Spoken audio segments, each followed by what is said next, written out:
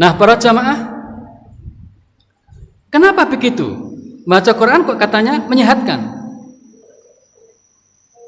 Ini kalau kita jelaskan lagi dari aspek membaca dengan berlagu bertajwid. Membaca Al-Quran biasa saja itu sudah baik. Tapi kalau ditambah dengan nada yang bagus, suara yang indah, semakin besar energi positif yang dibentuk melalui membaca Al-Quran. Wa nunazzilu minal Qur'ani ma huwa shifaa'un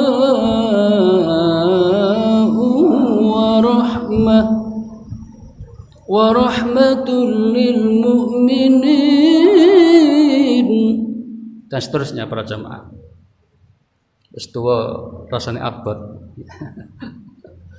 Nah, membaca Al-Quran dengan nada indah itu ternyata membawa efek positif. Seorang peneliti dari Perancis para jamaah, katanya suara manusia ini dengan nada tertentu itu bisa menciptakan energi positif.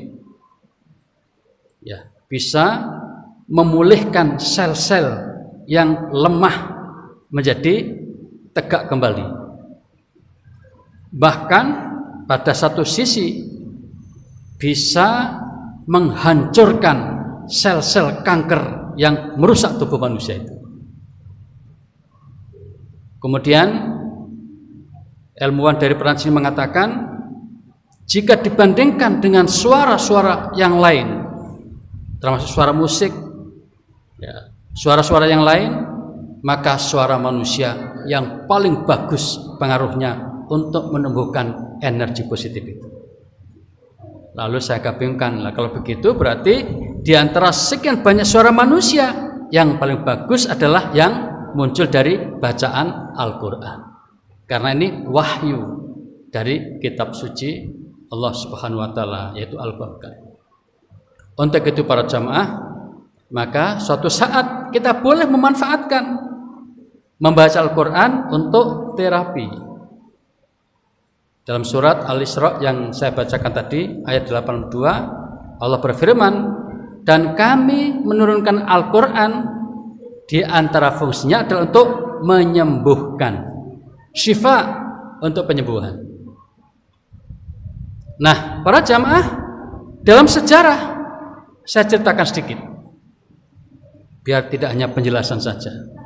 Mana prakteknya, mana buktinya kalau Quran bisa jadikan alat untuk penyembuhan pada masa Nabi. Seorang sahabat bernama Abu Sa'id Al-Khudri, dia dengan beberapa teman rombongan melakukan perjalanan di sebuah desa. Karena sudah malam, dia ingin menginap. Tiba-tiba di tempat dia tinggal itu didatangi oleh sejumlah orang. Kemudian orang ini mengatakan pada sahabat Nabi ini, apakah ada di antara Anda yang bisa mengobati tuan kami, kepala kampung ini?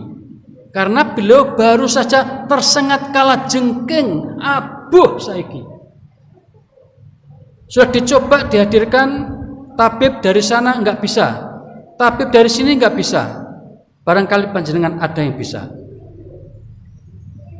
Apa kata Abu Sa'id? Saya bisa. Ana rokin, saya seorang ahli ruqyah. Akhirnya Abu Sa'id diajak ke rumah sang kepala kampung nih, atau apa namanya ya, kepala desa kalau di sini.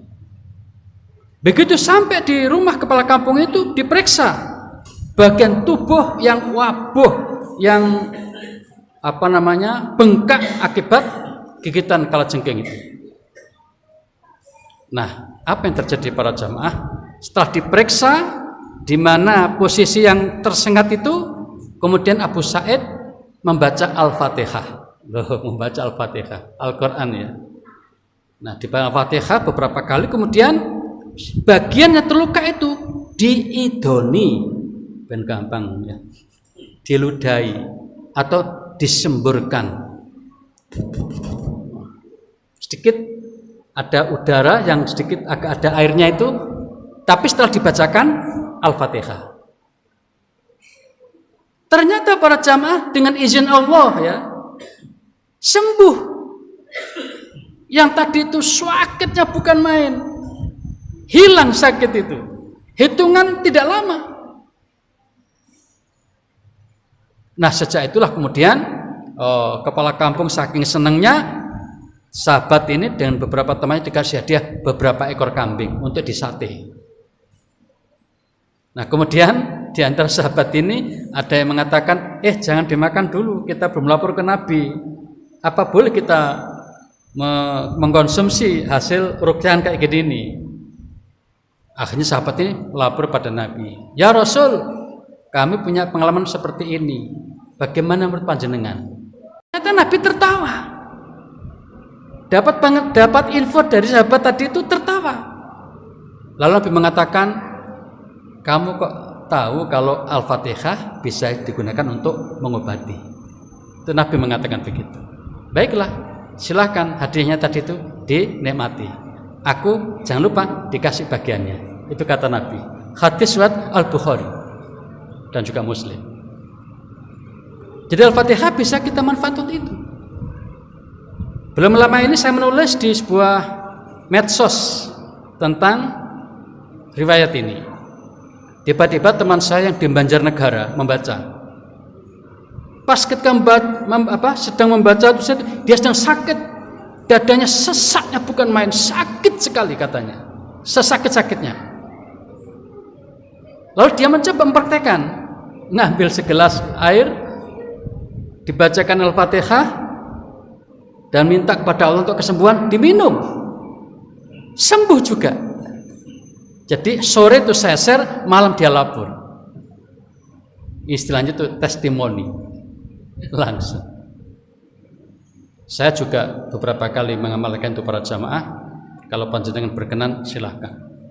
Jadi suatu saat di malam hari seperti begini, habis isya ya, tiba-tiba saya itu demam, lemas sekali.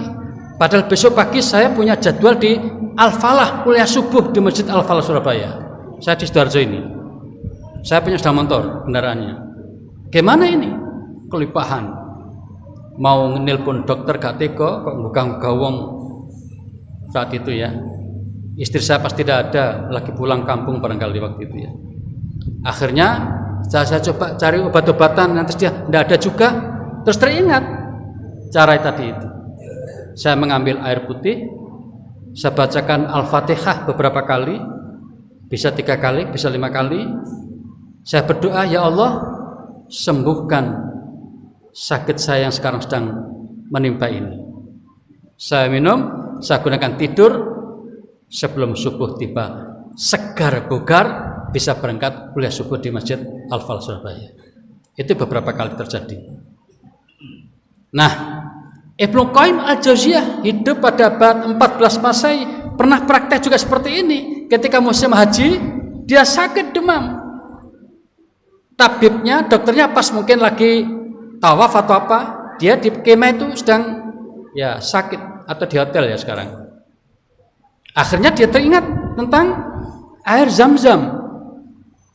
Dengan cara sederhana, mengambil segelas air Zam-Zam, dibacakan Al-Fatihah, lalu minta kepada Allah, sembuhkan saya ya Allah, diminum, sembuh. Saking senangnya ulama ini, yang ditulis dalam beberapa bukunya, tidak hanya satu buku. Di At-Tibbun Nabawi ditulis, di Zadul Ma'ad ditulis, apalagi yang juga ditulis, supaya apa? Banyak orang membaca tentang pengalaman dia itu, bahwa membaca Al-Quran tadi bisa dijadikan untuk proses penyembuhan. Nah, para jamaah, barangkali ini bagian kecil dari terapi Al-Quran yang bisa kita manfaatkan dalam kehidupan kita sehari-hari. Barangkali kita suatu saat membutuhkan itu, silakan dipakai.